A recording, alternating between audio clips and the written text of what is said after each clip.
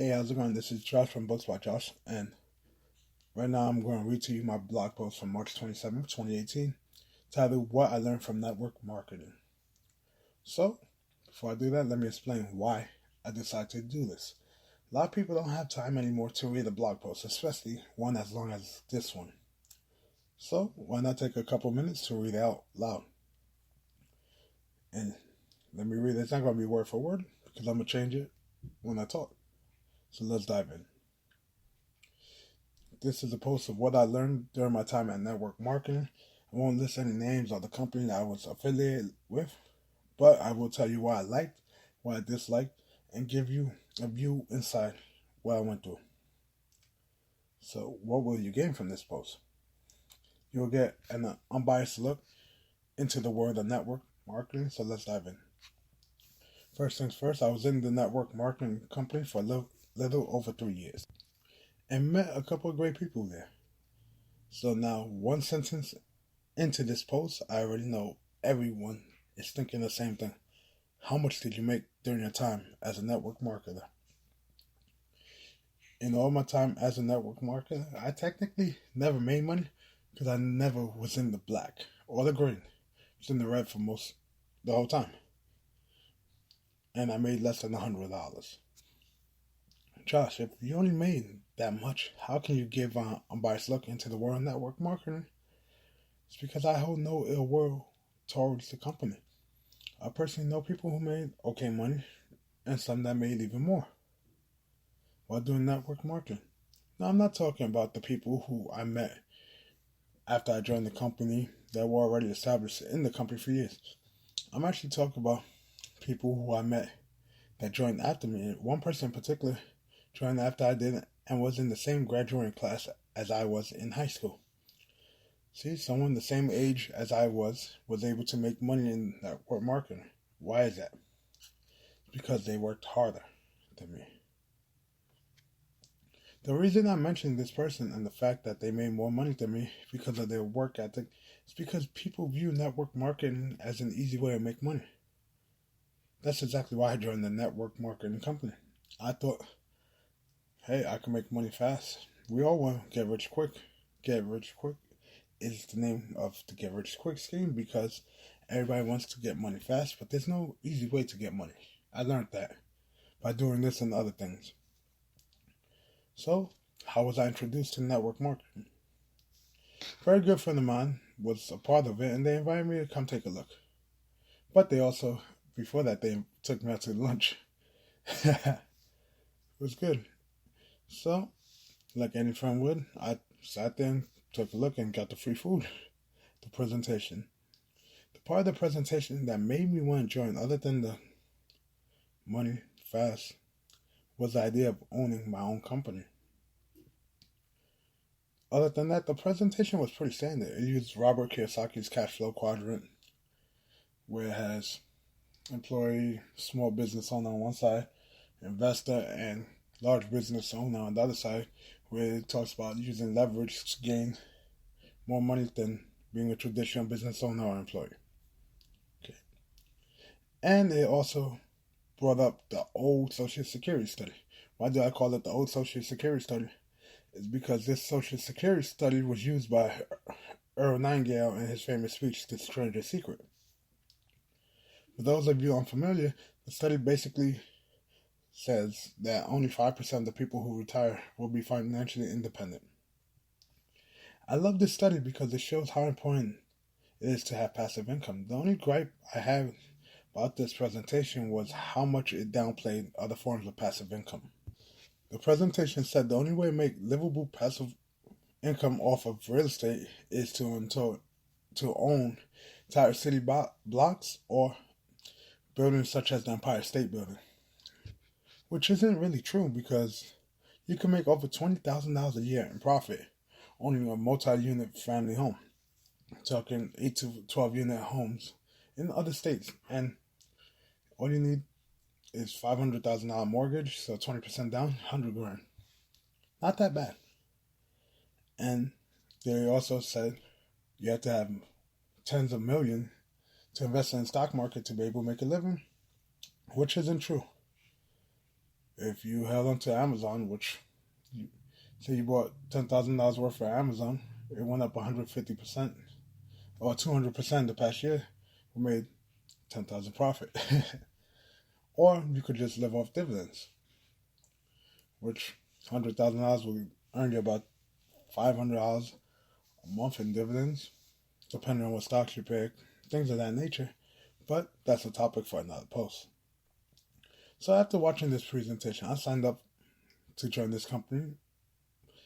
About 3 days later, 2 days. I saw it Sunday. Signed up on Tuesday.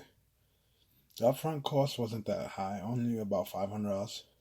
So what did my $500 investment give me? I received a bunch of products that I never fully used. An MP3 player with audios loaded up, and a training that was supposedly second to the military. So, what is this training? My training started with one-on-one coaching on the basics of the company by the person who brought my friend into the company. These lessons lasted for about 2 hours and took place once a week. And they happened right before each weekly presentation that the group did. After I was done with my basic training, I started going to more advanced trainings that were in the group environment. In each of these meetings, I always heard the speaker talk about what they learned at the big upcoming event. They always talked about the next big thing, like Samsung. So, naturally, I was curious about this so-called event, so I booked a ticket. The cost of the event was only about $70, but I ended up the bus fare along with the hotel fees, costing me about $300 not including food. The event was a convention where you go see some of the top leaders in the company give their stories on how the company changed their life. These conventions ranged anywhere from $50 a ticket all the way up to $265 a ticket. These events were not selling a secret to succeeding in the company or even steps to build your business. What these events actually sold was belief. The belief that anyone could succeed in the business. That's why they pushed the ticket so hard in all these meetings.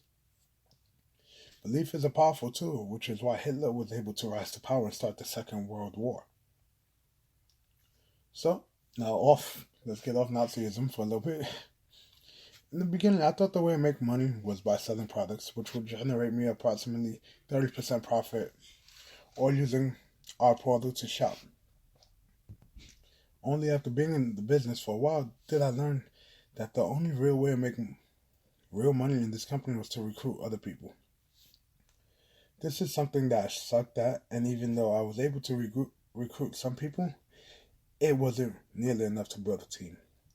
The reason I'm putting quotation marks right now in the air when I talk about team is because you need to recruit a lot of people. I found out that you need to have about 50 people on each of your legs, each side basically, under you to generate a couple of thousands of dollars a month, which I consider real money. Make $5,000 a month, that's $60,000 a year. You can live off that before taxes. So, this made me sit down and really evaluate the business. What I found out was the income wasn't truly passive because if people left my so-called team, I would lose money. So I could technically never retire from recruiting, which meant it was not passive income because I had to constantly work to get it. Passive income is defined as income which is generated even if you're not directly involved or involved at all. It's like stocks. I get dividends every month, quarter, semi-yearly or yearly, even though I'm not constantly investing in these stocks because I invested one time. That's it. So I decided to write down the list of the pros and the cons of continuing my network marketing journey. Fortunately, in my case, there was almost no ROI. I was spending thousands of dollars a year and not seeing anything back. But I'm not saying that this system can't work. It just didn't work for me. Why? because the amount of work you have to put in. They bill it as something that's easy, and you can do it in your spare time. You do it 2 hours a day, and you could do this, that. No.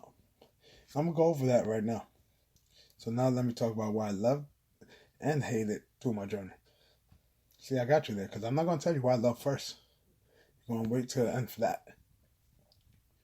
So let me tell you what I hated or dislike, because hate is a strong word. Okay, truly I hated this, the meetings, the amount of meetings I had to attend. Man, I said you can only do 2 hours a day and you'll be fine. No. In a normal week, there was almost a meeting every day. Monday was call workshops. We met and we had to make calls. What were these calls? To get people booked for Tuesday to come see a presentation. So Tuesday, you already know there's a presentation. Wednesday was training by one of the highest senior members in the group with about 60 people. This was about $5 to get in. Monday, there's no charge. Tuesday, about $3, right? So we do that. Then Thursday, there's another training by one of our direct leaders. They're still high up in the totem pole. They made what they made a month is more than some people make a year. But we did that on Thursday. That was about $3 or $5 right there also. Friday, I don't remember anything. Saturday, there was sometimes twice a month. On Saturday, there was certain meetings, product workshops, stuff like that to learn about products and the benefits, things of that nature. We had a special speaker coming by every month. Those tickets were $25. Okay? And then Sunday, our small team had their own presentation. And that's the week. So, the only free day was Friday. And this is, remember, 2 hours a day. These are just meetings. But that's nothing compared to conventions. Remember I told you conventions were a big thing, sell tickets, go to convention. Let's say the convention started at 9. But before you got to convention, you had to take a bus. We took the bus there. Certain ones we had to fly because it was in Florida. We took the bus down, right? The bus trip, the whole time, is team building exercises. You get to meet and hear stories from guests. It was entertaining. You're not going to sleep on this bus. So, the convention, if it started at 9 a.m., we would be there by 7 the latest.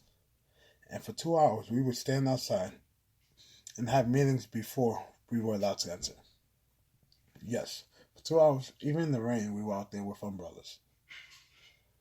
So, once they opened the doors, we had to run and save rows of seats for our team.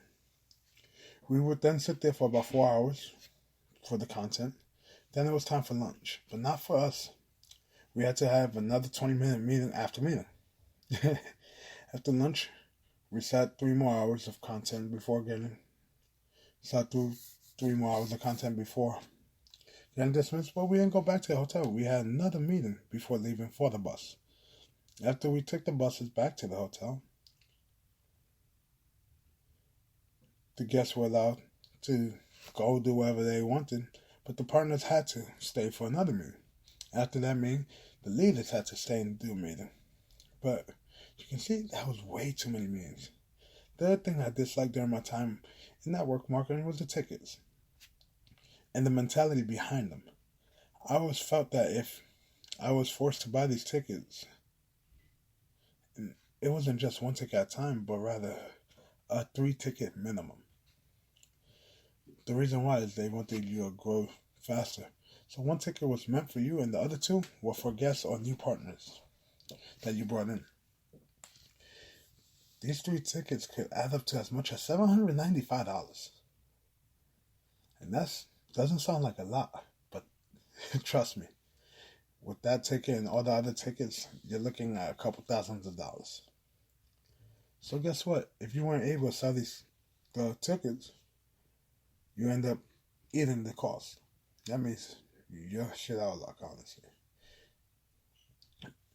I was told that I could claim these losses on my taxes, but I never found that the case. Sounds like I had a pretty bad time, right? But I did actually find a couple things beneficial. So what did I find beneficial or actually like during my time in network marketing? It allowed me to come out of my shell. I learned how to talk in front of groups of people. How did I learn that? Well, I started giving the presentation. I had amazing memory, and I memorized the presentation. I could still give it to this day if I wanted to. And they allowed me to present because I was outgoing, they told me. It also taught me the importance of passive income. Network marketing also helped me start reading again by introducing me to business building books. I even met people inside the business who I will remain good friends with even after we both exit the business. I know that people only see these type of businesses in negative lights, but yin can't not exist without yang. Which basically means that nothing has only negative experience, but also has a couple of positive aspects. I did lose a friend by joining this company, but upon reflecting on it, I learned that they were never really a friend. Also, I'm still friends with the person who introduced me to business, and I hold no ill will towards them because they were trying to help me out, and I thank them.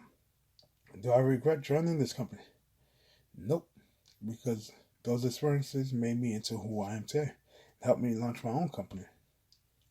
So I recommend network marketing for the average Joe? I cannot, because the percent of people who succeed is very low.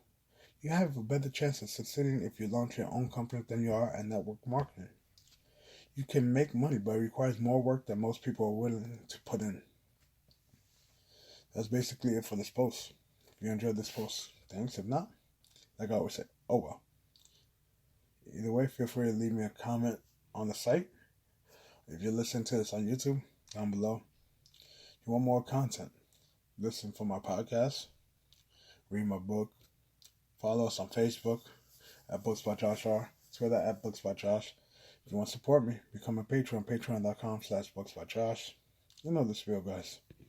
Like always, I'll catch you guys in the next one. See ya.